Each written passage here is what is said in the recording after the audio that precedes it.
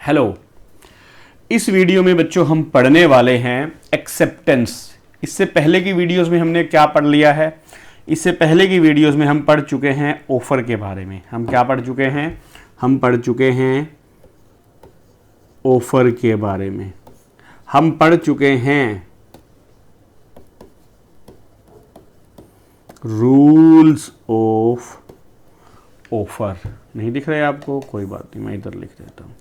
हम पढ़ चुके हैं रूल्स ऑफ ऑफर। ठीक है, हम पढ़ चुके हैं बेटा ऑफर, मतलब टाइप्स ऑफ ऑफर। ज़रा एक बार फिर से हम रिपीट करें कि ऑफर क्या होता था। ऑफर होता था क्या? When one person signifies to another his willingness। क्या था इसमें बच्चे? तीन चीज़ें आती थी। सिग्निफाई करना, अगर सिग्निफाई लिखना तो ऐसे लिखेंगे, सिग्निफाई करना क्या? विलिंगनेस। किस चीज़ की? टू डू और टू एब्सटेन। और तीसरी चीज़ जो थी क्या थी? With a view to obtaining the assent of another. with the view of obtaining the assent of other। ठीक है, ये जो थी हमारी, ये थी पुरानी बातें जो हम कर चुके हैं। अब हम बात कर रहे हैं एक्सेप्टेंस। एक्सेप्टेंस से पहले ऑफर आएगा। बिना ऑफर के एक्सेप्टेंस वर्ड का कोई सिग्निफिकेंस, कोई महत्व नहीं है। तो पहले वर्ड आया ऑफर। अब ऑफर के बाद अगला स्टेप क्या होता है एग्रीमेंट में? सबसे पहले आप एसेंशियल एलिमेंट चेक करो, पार्टीज कॉम्पिटेंट है, कैपेसिटी है, सब कुछ ठीक है। उसके बाद आप क्या चेक करो भाई? ऑफर है, ऑफर वैलिड होना चाहिए, ऑफर के rules, types of offer check किए। उसके बाद हम क्या देख रहे हैं अब? एक्सेप्टेंस। तो एक्सेप्टेंस क्या होती है? Proposal is said to be accepted. हम मान लेते हैं प्रपोजल को एक्सेप्टेड। कब? When the person to whom it is made। When the person to whom it is made। Person to whom it is made कौन होता है बच्चे? वो होता है ऑफरी। क्या होता है?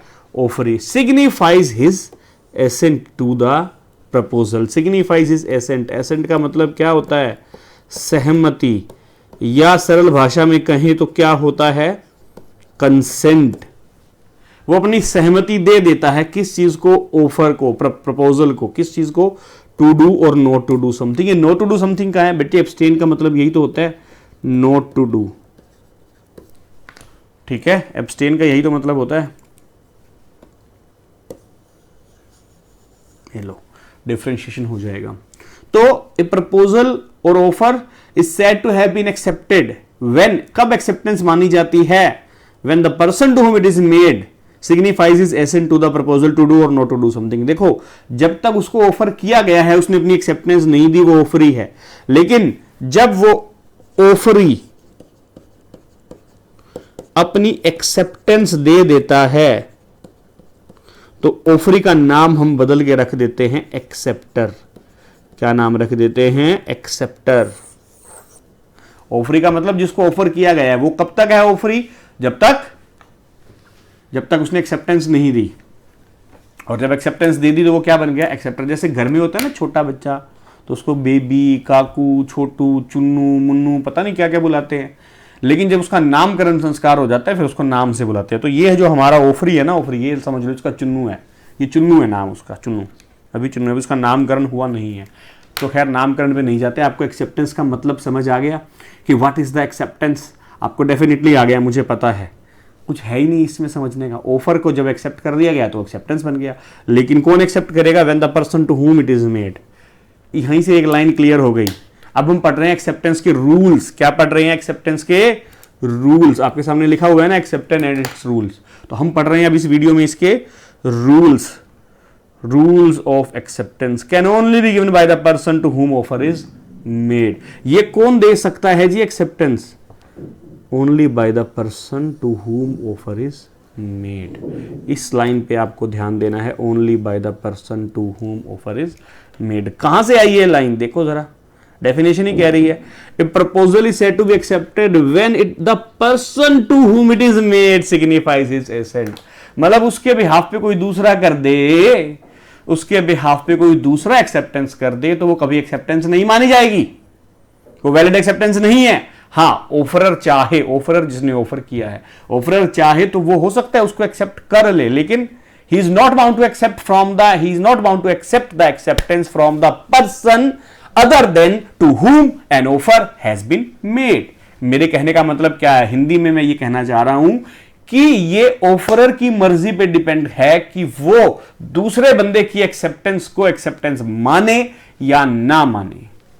ठीक है, बाइंडिंग इंपैक्ट नहीं आएगा जब तक ऑफरर की मर्जी नहीं होगी, ठीक है ना, दूसरे बंदे ने। लेकिन जिसको ऑफर किया गया उसने एक्सेप्टेंस दे दी और एक्सेप्टेंस हमें मिल गई तो उसके बाद दोनों पार्टीज बाउंड हो जाती हैं। तो सबसे पहली चीज, when the person to whom it is made signifies his assent to the proposal to do और नॉट टू डू समथिंग। ध्यान से देखना बच्चे कि ये केस है, इसका जो टेक्स्ट है ना, टेक्स्ट क्या, टेक्स्ट, वो टेक्स्ट लिखा हुआ है आपके उसमें स्टडी मॉड्यूल के अंदर। ठीक है, टेक्स्ट कहां लिखा हुआ है, स्टडी मॉड्यूल के अंदर लिखा हुआ है। ठीक है, क्या है देखो, केस बताता हूं। एक कोई है ब्रोकलहर्स्ट था, उसने अपना बिजनेस बेचा, सोल्ड बिजनेस किसको, बोल्टन को। अब हुआ क्या, जोन्स है कोई, जोन इसका ब्रोकलहर्स्ट का क्या है, क्रेडिटर है। क्या है ये, क्रेडिटर। क्रेडिटर कौन होता है, जो माल सप्लाई करता है। ध्यान देना, क्रेडिटर कौन होता है, जो आपका सप्लायर होता है जनरली, जो जिसने आपको कुछ गुड्स सप्लाई किया। लेकिन इस बार इसने ऑर्डर प्लेस कर दिया ब्रोकलहर्स्ट को, क्या, कुछ गुड्स का इसने ऑर्डर प्लेस कर दिया। क्या कर दिया इसने, गुड्स का ऑर्डर प्लेस कर दिया। ठीक है, और क्योंकि बिजनेस तो इसके पास जा चुका है, इसने गुड्स सप्लाई कर दिया। इसने क्या कर दिया, गुड्स सप्लाई कर दिया। अब ये उससे पैसे मांग रहा है, कहता है भाई तू कौन, कहता है मैंने आपको गुड्स सप्लाई किया है, हमारा कॉन्ट्रैक्ट हो रखा है, दोनों जे और बी आपस में, हम जे बोल रहे हैं, इसको बी बोल रहे हैं। क्या टेढ़े मेढ़े नाम बोलना अंग्रेजों के, याद कर रहे हैं ना लिखने के लिए। जे और बी आपस में झगड़ रहे हैं, जे कह रहा है मेरे पैसे दो क्योंकि मैंने आपको माल दिया, बी कहता है हमारा कॉन्ट्रैक्ट ही नहीं है। ठीक है, सॉरी उल्टा बोल गया मैं, बी कहता है पैसे दो मैंने आपको माल किया, जे कहता है भाई मैंने तो तेरे से मांगा ही नहीं माल, मैंने तो ब्रोकलहर्स्ट से मांगा था। और वो उससे भी क्यों मांगा था, क्योंकि मैं उसका क्रेडिटर हूं ना, तो मैंने उससे पैसे लेने थे। मैं, ये क्या है, ये कह रहा है कि मैंने उससे पैसे लेने थे, मैंने उससे पैसे लेने थे, और अब वो पैसे पूरे हो जाए, मैंने तो इसलिए गुड्स ऑर्डर कर दिया उससे, भाई ये गुड्स चाहिए मुझे गुड्स भिजवाओ, मैंने तो अपने पैसे पूरे करने के लिए ऑर्डर किया था उसको। ठीक है, तो कोर्ट ने डिसाइड किया बिकॉज एक्सेप्टेंस जो है, इसको एक्सेप्टेंस नहीं माना जाएगा क्योंकि ये वैलिड एक्सेप्टेंस नहीं है। ऑफर तो इसके पास किया गया था माल का, माल इसने सप्लाई किया, उसने इसका नाम भी नहीं लिखा हुआ था ऑफर में तो कि भाई मुझे आपसे ये माल खरीदना है, तो इसलिए ये इसको एक्सेप्ट कर भी देता है, दो भी ये वैलिड एक्सेप्टेंस नहीं है, ये कॉन्ट्रैक्ट नहीं है। Acceptance can be given only by the person to whom offer is made. ठीक है, क्लियर है ये पॉइंट, पहला पॉइंट। ठीक है, पहली एक्सेप्टेंस। दूसरी, it should B, must be absolute and unqualified. ध्यान देना बच्चे, फिर से एक वर्ड है एब्सोल्यूट और दूसरा वर्ड है अनक्वालिफाइड। दोनों वर्ड का मतलब समझे। एब्सोल्यूट का मतलब होता है कंप्लीट। क्या मतलब है इसका, कंप्लीट। और अनक्वालिफाइड का क्या मतलब है, अनक्वालिफाइड का मतलब है अनकंडीशनल।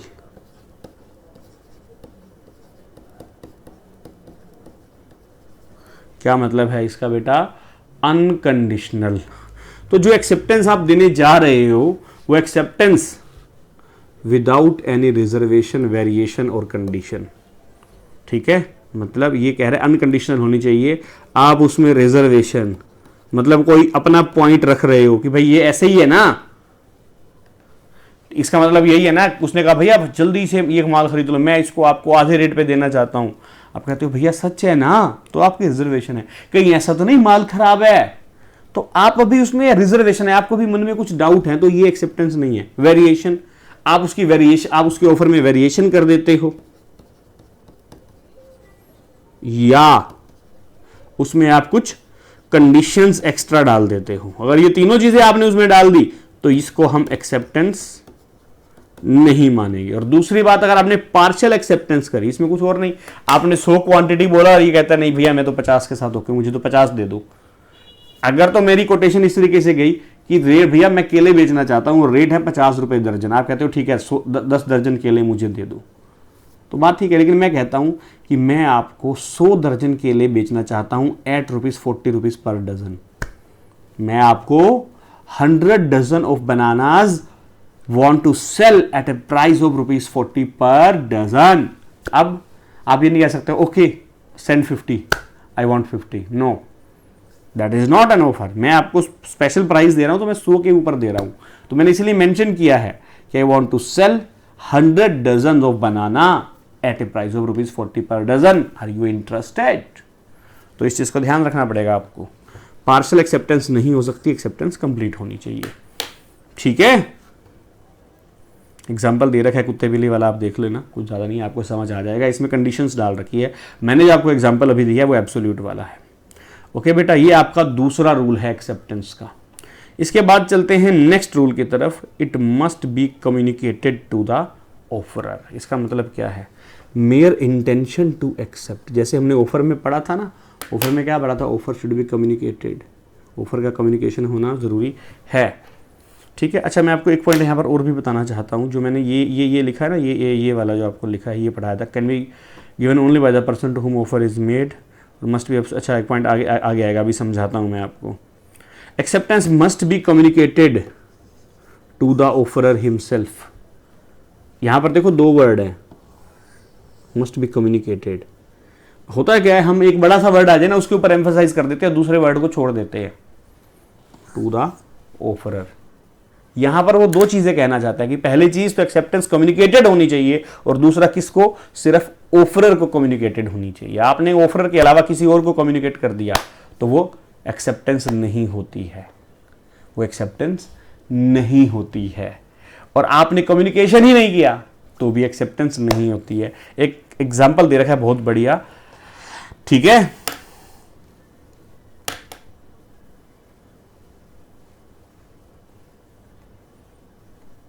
ठीक है, यहां पर देखो example, acceptance must be communicated by the offeree himself. वो हमने पढ़ा था ना ऊपर, जो पहला रूल पढ़ा था, यही तो पढ़ा था, can be accepted only by the person whom offer is made. पहली चीज तो वो एक्सेप्ट करने वाला बंदा भी वही हो जिसको ऑफर दिया गया है, और दूसरी बात एक्सेप्टेंस का कम्युनिकेशन भी उसी को करना है जिसने ऑफर किया है, ठीक है। If the acceptance is communicated by an unauthorised person it will not give rise to legal relation. ऊपर क्या कह रहा है? In other words, if acceptance is communicated to the unauthorized person, it will not give rise to the legal relation. So, it should be communicated by a authorized person and it should be communicated to a authorized person. मैंने ए जान के लगाया, N लगाता तो अन्ना समझ लो आप कहीं। कहने का मतलब है ऑथराइज्ड पर्सन ही कम्युनिकेशन करेगा, ऑफर को रिसीव भी करेगा, वही उसी एक्सेप्टेंस को सेंड करेगा ऑथराइज्ड पर्सन, और ऑथराइज्ड पर्सन दूसरे ऑथराइज्ड पर्सन को ही एक्सेप्टेंस सेंड करेगा। एक बहुत बढ़िया एग्जांपल है, ये समझना जरा बेटा। इसी के अंदर आपको 2 चीजें समझ में आएंगी। P applied for the post of headmaster in a school. The managing committee passes a resolution approving P to the post, but this decision was not communicated to the P. P को communicate नहीं किया गया, लेकिन आपस में सभी members को तो पता चल गया ना, जो मैनेजिंग कमेटी के मेंबर है। One member of the managing committee in his individual capacity and without any authority informed P about the decision. Example देखो ध्यान से, उसने अपनी इंडिविजुअल कैपेसिटी में और विदाउट एनी अथॉरिटी, उसको कोई अथॉरिटी नहीं थी कम्युनिकेट करने की। या तो अगर हम पूरी मैनेजमेंट कमेटी ने एक बंदे को ऑथराइज कर दिया होता कि तू कम्युनिकेट कर दे, ऑथराइज भी नहीं किया, उसने इंडिविजुअल कैपेसिटी में उसको इन्फॉर्म कर दिया, हाँ भाई तुझे सेलेक्ट कर दिया गया। सब्सिक्वेंटली द मैनेजिंग कमेटी में 5 लोग हो सकते हैं, 5 लोग मिलकर डिसीजन लेते हैं, 5 में से 3 का डिसीजन के साथ चलता है, कई बार ऐसा होता है, कई बार 4 के साथ, कई बार होता है यूनियनिमस, जो भी है, सर्वसम्मति से कहना चाहता हूं मैं। तो यूनियनियस जो भी आप समझते हो। Subsequently managing committee cancelled it's resolution and appointed someone else. उसने क्या किया? अपना रेजोल्यूशन कैंसिल करके दूसरे बंदे को अपॉइंट कर लिया। पी ने क्या किया जी? P filed a suit for the breach of contract. कहता है भैया एक्सेप्टेंस हो गई थी, P suit was not maintainable because there was no communication of the acceptance as he was not informed about his appointment by some authorised person. ठीक है, एक तो हमने क्या पढ़ा कि acceptance must be communicated to the offeror. अब उन्होंने जो बताया मैनेजिंग कमेटी के थ्रू जो पता चला वो किसको पता चला? एक मेंबर को कम्युनिकेट हुआ ना। मैनेजिंग कमेटी ने ऑफरर को तो कम्युनिकेट नहीं किया, यहां तो कोई कम्युनिकेशन नहीं हुआ ना, एक मेंबर के पास हुआ। तो ये मेंबर को एक कम्युनिकेशन करना, ये इसमें लीगल रिलेशन क्रिएट नहीं होता है जब तक कि ऑफर। अच्छा, दूसरी बात इसमें क्या है, मेंबर ने, दूसरी बात इसमें क्या समझ में निकल के आ रही है, उस मेंबर ने क्या किया, मेंबर ने कम्युनिकेट कर दिया ऑफरर को, तो भी ये वैलिड कॉन्ट्रैक्ट नहीं बनेगा। क्यों नहीं बनेगा सर? क्योंकि मेंबर अनऑथराइज्ड पर्सन है। तो इस ऑथराइज्ड पर्सन ने एक अनऑथराइज्ड पर्सन को कम्युनिकेट किया एक तरीके से। अगर मैनेजिंग कमेटी के मेंबर को कम्युनिकेट हो गया ना, अगर वो वहां प्रेसिडेंट था मीटिंग में, तो लेकिन ये ऑथराइज्ड पर्सन को नहीं किया गया, ऑथराइज्ड पर्सन के द्वारा किया गया है लेकिन ऑथराइज्ड पर्सन को नहीं किया गया, इसलिए यहां लीगल रिलेशन क्रिएट नहीं होता। यहां ऑथराइज्ड पर्सन को कम्युनिकेट किया गया है लेकिन अनऑथराइज्ड पर्सन के द्वारा किया गया, इसलिए यहां पर भी ये वैलिड कॉन्ट्रैक्ट क्रिएट नहीं होता। क्या है बच्चे इस एसेंशियल रूल का मतलब? कि it must be communicated by an authorised person to the authorised person. ये पहले और तीसरे पॉइंट का निचोड़ है। पहले और तीसरे पॉइंट, पहला पॉइंट क्या था? Can be given only by the person to whom offer is made. और तीसरा पॉइंट क्या है? It should be communicated to the offerer, मतलब जिसने, जो ऑथराइज्ड पर्सन है, जिसने ऑफर भेजा है, या उसने खुद के लिए कहा है कि मुझे बताओ, या उसने कोई ऑथराइज किया कि इसको बताओ, उसी को ही बताओगे आप। ओके बेटा, ये आपको तीसरा रूल भी आपका समझ आ गया। उसके बाद आता है चौथा rule, must be in the mode prescribed. देखो, दो चीजें हो सकती हैं। हो सकता है ऑफरर ने मोड प्रिस्क्राइब किया हो। दो बातें हो सकती है ना बेटा, ऑफरर ने मोड प्रिस्क्राइब किया और दूसरा हो सकता है उसमें मोड नॉट प्रिस्क्राइब्ड। अगर तो मोड प्रिस्क्राइब ही नहीं किया, मोड का मतलब क्या है कि कैसे एक्सेप्टेंस आप मुझे बताओगे, उसका तरीका क्या रहेगा। आप मुझे भाई साहब एक पोस्ट कार्ड पे लेटर लिखोगे, साफ साफ हिंदी के अक्षरों में एक कागज के ऊपर, या एक पिंक कागज के ऊपर आप मेरे को लव लेटर लिखोगे, या आप मेरे को व्हाट्सएप करोगे, या आप मुझे ईमेल करोगे, या आप मेरे को पर्सनली आके मिलोगे, गले मिल के बताओगे। कोरोना चल रहा है, सॉरी गले नहीं मिलना, ये वाला एग्जाम्पल कट कर दूं, ठीक है, ऑन रिकॉर्ड मतलब इसे। या आप मुझे जो है पर्सनली आके बताओगे। क्या मोड से एक्सेप्टेंस चाहिए, या आप एडवांस का चेक भेजोगे मेरे पास, तब मैं मानूंगा। तो जो भी मोड है, उसने कुछ भी नहीं बताया, ऑफर भेजा जस्ट, तो क्या होगा? दो चीजें, एक्सेप्टेंस बाय एनी मोड, किसी भी मोड से उसने एक्सेप्टेंस दे दी तो चलेगा, लेकिन मोड प्रिस्क्राइब्ड है, मोड प्रिस्क्राइब्ड है। अब हो सकता है वो जो एक्सेप्टर है, acceptance sent, acceptance sent through mode, और दूसरा वे हो सकता है नॉट सेंट थ्रू मोड। अगर तो एक्सेप्टेंस सेंट थ्रू मोड है तो ये क्या बनेगा? भले it will be a valid contract. लेकिन अगर नॉट सेंट थ्रू मोड है, अगर ये एक वैलिड मोड से नहीं भेजा गया, अगर ये एक वैलिड मोड से नहीं भेजा गया, तो क्या होगा? तो ये होगा बेटा, फिर ऑफरर चाहे तो इसे अप्रूव कर सकता है, और जो ऑफरर चाहे तो इसे डिसअप्रूव कर सकता है। मीन्स भैया चलेगी किसकी? चलेगी ऑफरर की। वो कहता है ठीक है यार, तूने लेटर नहीं लिखा, मैंने लेटर कहा था, तूने ईमेल से भेजा, मैं ईमेल को भी मान लेता हूं, तो एक कॉन्ट्रैक्ट हो गया। लेकिन ऑफरर कहता है no, because it is not, वैसे तो वो बाउंड ही नहीं है, वो चाहे तो कम्युनिकेट ना ही करे, लेकिन अगर वो कर दे कम्युनिकेशन, क्योंकि आपने उस मोड में नहीं भेजा, इसलिए we are not in contract, तो वो भी चल जाएगा। ठीक है, तो मतलब अगर उसने not sent through prescribed mode है तो ऑफरर की चॉइस के ऊपर ये चीजें डिसाइड होंगी। ठीक है बेटा, तो आपको ये भी समझ आ ही गया होगा। अब हम चलते हैं अगले पॉइंट में। अगला रूल क्या कहता है? Acceptance must be given with in reasonable time and before order lapses. अब यहां पर अगेन दो चीजें समझने वाली हैं। हो सकता है उसने टाइम स्पेसिफाई कर दिया हो कि इतने दिन के अंदर बताना है, हो सकता है उसने टाइम नॉट स्पेसिफाई, उसने टाइम बताया ही नहीं कि इतने टाइम के अंदर करना है। तो अगर तो उसने टाइम स्पेसिफाई कर दिया तो विद इन टाइम होना चाहिए एक्सेप्टेंस। बेटे ध्यान देना, मैं परफॉर्मेंस के टाइम की बात नहीं कर रहा, मैं एक्सेप्टेंस के टाइम की बात कर रहा हूं अभी। मैं ये नहीं कह रहा कि उसने कहा 10 दिन में गुड्स डिलीवर कर दो, 10 दिन में किया है, नहीं, मैं कह रहा हूं कि उसने कहा एक्सेप्टेंस 5 दिन में चाहिए, तो 5 दिन के अंदर होनी चाहिए विद इन टाइम, ठीक है। और अगर टाइम नॉट स्पेसिफाइड तो with in reasonable timings, with in reasonable timings. और रीजनेबल टाइमिंग डिपेंड करेगी बेटा, अलग अलग होती है। मैं आपको बताता हूँ, वेजिटेबल के केस में वो अलग होगी, टेक्सटाइल के केस में वो अलग होगी, लेकिन आप जानते हो बेटा गोल्ड ऑर्नामेंट्स के केस में वो टोटली डिफरेंट होगी। उसका कारण आप समझते हो कि इसमें मूवमेंट में प्राइस चेंज होता है, इसलिए इसमें रीजनेबल टाइम बहुत शॉर्ट होगा। इसमें थोड़ा सा ज़्यादा हो सकता है, लेकिन इसमें 2 दिन 3 दिन भी हो सकता है, because there is no price movement. तो इसीलिए मैंने कहा कि रीजनेबल टाइमिंग्स। रीजनेबल क्या है? In each case it will be separate, in each case it will be separate, ठीक है। हर केस में, हर अलग अलग केस में जो रीजनेबल टाइम है वो अलग अलग हो सकता है। उसके बाद आता है next point, mayor silence is not acceptance. भैया आपने एक्सेप्टेंस तो भेज दी, एक्सेप्टेंस नहीं भेजी, लेकिन चुप्पी को एक्सेप्टेंस मान लिया। चुप्पी को एक्सेप्टेंस नहीं माना जा सकता। हम ये चीज पहले ऑफर में भी पढ़ चुके हैं। कौन सा पॉइंट था ऑफर के रूल्स का?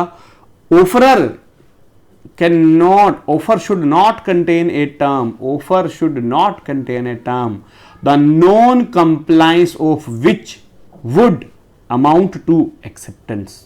ऑफर के अंदर ऐसी कोई टर्म नहीं चाहिए, ऐसी कोई टर्म नहीं चाहिए जिसके पूरा ना करने पर एक्सेप्टेंस मान लिया जाएगा। इसका मतलब क्या है? ये दोनों इंटररिलेटेड पॉइंट है, ध्यान से समझना। अगर आपने ये कर दिया तो मैं मानूंगा कि आपने ऑफर रिजेक्ट कर दिया, आपने कुछ नहीं किया, तो इसका मतलब मैं क्या मानूंगा? आपने ऑफर एक्सेप्ट कर लिया है। तो एक तरीके से ऑफर क्या कह रहा है कि मैं आपकी चुप्पी को आपकी एक्सेप्टेंस मान लूंगा। तब भी चुप्पी, साइलेंस एक्सेप्टेंस नहीं होगी, क्योंकि यहां पर उसके ऊपर रिजेक्शन के लिए कुछ करने का बर्डन डाला है ना। रिजेक्शन करने के लिए कुछ बर्डन डाला है, तो रिजेक्शन अगर वो करता है तो रिजेक्शन करने का अगर बर्डन डाला है तो जो है वो वैलिड नहीं है। ऑफर के अंदर इस तरह की शर्तें ही वैलिड नहीं है। और दूसरा, साइलेंस को एक्सेप्टेंस नहीं माना जा सकता, ठीक है। Mere silence is not acceptance. और उसके बाद नेक्स्ट पॉइंट क्या है बेटा? Where a person perform an act intended by the proposer as per the consideration for the promise it constitute acceptance, sending goods by receiving the order from the customer. इसके कहने का क्या मतलब है? ठीक है, इसका कहने का सीधा सा मतलब ये है कि आपने किसी को ऑफर किया कि मैं आपका एक पर्टिकुलर, जो आप मटेरियल में डील करते हो, पर्टिकुलर कोई प्रोडक्ट है जिसका नाम है AB, मैं आपका ये AB प्रोडक्ट 10 क्वांटिटी एट ₹400, कम हो गया, ज़्यादा कर, एट ₹40,000 बाय करना चाहता हूं।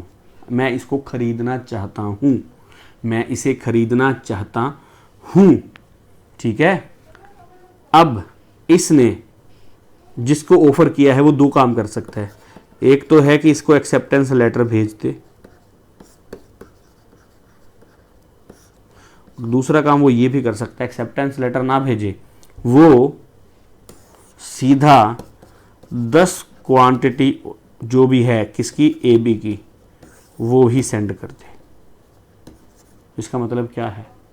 इसका मतलब है कि उसको इस ऑफर ने या इसने उस ऑफर को क्या कर लिया है, एक्सेप्ट। जो ये है ना, ये तो वही एक्सेप्टेंस है जिसकी हम अभी देर से बातें कर रहे हैं। ये जो एक्सेप्टेंस है, ये जो नए टाइप की एक्सेप्टेंस है, ये वाली जो नए टाइप की एक्सेप्टेंस है, इसको हम क्या बोलेंगे, इसको हम बोलेंगे बेटा, इसको हम बोलेंगे acceptance by conduct, acceptance by conduct. ठीक है, तो ये हमने पढ़े हैं वैलिड रूल्स। अब मैं आपको बताना चाहता हूं आपके स्टडी मेट के कुछ पॉइंट्स। ठीक है, स्टडी मेट के पॉइंट्स क्या हैं? आपके स्टडी मेट में कुछ एक्स्ट्रा चीज़ें दी गई हैं, एक दो चीज़ें जो मैंने यहाँ कवर नहीं की, बट मैं यहाँ अभी वो कवर कर रहा हूँ, आपको बता रहा हूँ। आपने अपने ICAI वाले स्टडी मटेरियल को छोड़ना नहीं है। उसमें कुछ भी ऐसी 2-4 लाइनें एक्स्ट्रा लिखी हों जो मैंने ना डिस्कस की हों, वैसे तो ऐसा होगा नहीं, लेकिन मैंने वो 2-4 लाइन डिस्कस नहीं भी करी तो भी आपको अपने लेवल पे कवर करनी है। ये पक्का है, मैंने डिस्कस नहीं भी की होगी, वो लाइनें पढ़ के आपको समझ जरूर आ जाएंगी। ऐसा नहीं होगा कि सर ये तो टोटली कुछ अलग ही दुनिया की, अलग ही प्लेनेट है कुछ, ये तो हमें कुछ समझ नहीं आ रहा है, ऐसा नहीं होगा, ये मेरी गारंटी है। तो ये रहा, देखो ये है बेटा पेज नंबर 1.17। कौन सा है पेज? Page number 1.17। इस पे क्या है, इस पे आपको 2-3 एग्जांपल्स दे रखे हैं। तीसरे पॉइंट में एक्सेप्टेंस मस्ट बी कम्युनिकेटेड, इसमें ये देखो, आपको दिख रहे होंगे यहाँ पे, एक्सेप्टेंस मस्ट बी कम्युनिकेटेड, ये 3 एग्जांपल्स दे रखे हैं। ये एग्जांपल आपको देखने हैं, मैंने इसमें एक केस लॉ भी है जो मैंने डिस्कस नहीं किया, बट आपको समझ आएगा पक्का, ये पक्का है। ठीक है, एक इसमें ये जो चौथा छोटा सा 2 लाइनें लिखी हुई है, अगर आप इसको ध्यान से देखोगे, ये वाले को, ये देखो, ये 2 लाइनें, offer made by intended offeree without the knowledge that an offer has been made to him cannot be deemed as an acceptance thereto। ये बेटा वो कह रहा है जो मैंने आपको पढ़ाया था ना, क्रॉस ऑफर के बारे में बताया था, when two parties exchange identical offer, ये उसका है, ये उसका इसमें एग्जांपल दे रखा है। ये केस था एक भगवंत दास वर्सेस गिरधारी लाल। कौन सा केस था? भगवंत लाल वर्सेस गिरधारी दास। इसमें क्या था? Bhagwant Das versus Girdhari Lal. Where an offer made by the intended offeree, जो ऑफरी है उसने ऑफर किया है, वो कौन? इंटेंडेड ऑफरी, जिसको मैंने ऑफर भेजा है। Without the knowledge that an offer has been made to him, उसने इस नॉलेज के बिना मेरे को अगर ऑफर भेजा है। भाई देखो, एक्सेप्टेंस क्या होती है कि मेरे को आपका ऑफर मिला, मैं उस ऑफर को एक्सेप्ट करते हुए आपको कुछ रिप्लाई कर रहा हूं, तो वो एक्सेप्टेंस है ना। मेरे को आपके ऑफर का पता नहीं, लेकिन मैं भी सेम ऑफर भेज रहा हूं, तो सिर्फ इसी से एक्सेप्टेंस उसको नहीं माना जाएगा और वैलिड कॉन्ट्रैक्ट नहीं बनेगा। ठीक है, एक ये, और एक इसी के जस्ट पीछे पेज नंबर 1.18 पे जो ये हमने एग्जांपल दिया है, mere silence is not acceptance. Mayor page number है 1.18। ठीक है, ये 2 पेजेस है, मैं आपको बता रहा हूं। एक है बेटा पेज नंबर 1.17 और एक है 1.18 स्टडी मेट का। पेज नंबर 1.17 का जो तीसरा पॉइंट है, क्या? Acceptance must be communicated. एक तो इसके अंदर 3 एग्जांपल्स दे रखे हैं, और एक ये इस पेज पे जो है, कौन सा पॉइंट है? 6th point, mayor silence is not, mayor silence is not acceptance. इसमें भी एक एग्जांपल दे रखा है, केस लॉ दे रखा है, फेल्ट हाउस वर्सेस बिंडली का 1862 का केस है। क्या नाम है केस का? मैं यहां पर लिख देता हूं, अलग कलर में लिख देता हूं, फेल्ट हाउस वर्सेस बाइंडली। ठीक है, ये केस है 1862 का। ठीक है, तो ये जो है, ये 3 और 1, ये 4 एग्जांपल्स हैं, ये आपको जरूर पढ़ने हैं। It will give you more clarity, more specification, जो हमने इस वीडियो में अभी तक सीखा है उसको लेके।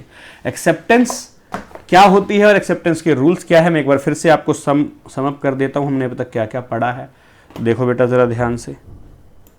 हमने पढ़ा है एक्सेप्टेंस का मीनिंग, हमने पढ़ा है rule, can be given only by the person to whom offer is made, मतलब ऑथराइज्ड पर्सन ही इस एक्सेप्टेंस को भेजेगा, जिसको ऑफर किया गया वही। ये जो केस है ना बेटे, ये जो स्पेसिफिक ऑफर हमने पढ़ा था, ये उसके लिए भी इंपॉर्टेंट है। मैं आपको फिर से ये बता रहा हूं, ये एक पेज है पर्टिकुलर आपका 1.1, हाँ पेज नंबर है 1.16, इस पे ये दिया हुआ है। इसने बेटा वो बोल्टन वर्सेस जोस वाला एग्जाम्पल भी दे रखा है कि इसको सिर्फ वही भेज सकता है, कौन? जिसको ऑफर किया गया है। ये यार, ये तो रहा, ये वही तो है जो मैंने आपको एक्सप्लेन किया है। ठीक है, can be given by the person to whom offer is made. Absolute और अनक्वालिफाइड होना चाहिए, must be communicated to the offerer. दो एसेंशियल एक तरीके से दो रूल है, पहली बात कम्युनिकेशन होना चाहिए और दूसरा ऑफरर को होना चाहिए। Must be in the mode prescribed, एक प्रिस्क्राइब्ड मोड में होना चाहिए। मैंने आपको डायग्राम बता के समझा दिया है कि अगर वो नॉट मतलब जिस मोड में प्रिस्क्राइब किया है उसके अलावा किसी अदर मोड में भी भेज देता है तो भी वो एक वैलिड कॉन्ट्रैक्ट बन सकता है, लेकिन वो ऑफरर की मर्जी पे है कि उसको एक्सेप्टेंस कंसीडर करता है, उसको एक्सेप्टेंस कंसीडर करके अप्रूव करता है या नहीं। लेकिन अगर मोड प्रिस्क्राइब नहीं किया तो किसी भी मोड से एक्सेप्टेंस भेजी गई वो एक्सेप्टेंस वैलिड होती है, प्रोवाइडेड वो रीजनेबल हो, जो कॉमनली फॉलो होती है। ये नहीं हो कि भैया 15 साल पुराने तरीके से मैंने वो भेज दिया था, ये थोड़ी ना होता है कोई। Acceptance must be given with in reasonable time and before offer lapses. Time specify कर दिया तो विद इन टाइम होगा, और टाइम नहीं स्पेसिफाई किया तो रीजनेबल टाइम होगा। रीजनेबल टाइम क्या होता है? Facts of the each case, facts of each case will be considered separately. Okay बेटा, मेयर साइलेंस, साइलेंस कभी भी एक्सेप्टेंस नहीं होती। यहां पर मैंने ऑफर वाला पॉइंट भी पढ़ाया है आपको। ऑफरर शुड नॉट कंटेन, या offer should not contain a term जिसका नॉन कंप्लायंस को मैं क्या मान लूंगा? एक्सेप्टेंस। जिसके नॉन कंप्लायंस को मैं क्या मान लूंगा? एक्सेप्टेंस मान लूंगा। ठीक है, ध्यान देना। ये एक्सेप्टेंस बाय कंडक्ट भी हो सकती है। इसी के साथ एक्सेप्टेंस के रूल्स खत्म हो गए हैं और ये हमारी वीडियो ही खत्म हो गई है। अब हम मिलेंगे अगली वीडियो में। अगली वीडियो में हम पढ़ेंगे rules of communication, rules of communication of offeror, offer and acceptance. मैंने बच्चे ऑफर के साथ रूल्स नहीं पढ़ाए क्योंकि मैं आपको रूल्स दोनों के इकट्ठे पढ़ाऊंगा, ऑफर के भी एक्सेप्टेंस के भी, दोनों मतलब इंटरलिंक्ड है। ऑफर के रूल्स, एक्सेप्टेंस के रूल्स और उसके रिवोकेशन, दोनों के रिवोकेशन के रूल्स, तीनों चीजें इंटीग्रेटेड हैं। तो नेक्स्ट वीडियो में हम वो तीनों चीजें एक साथ डिस्कस करेंगे। ओके बेटा, thank you, bye bye bye bye bye bye.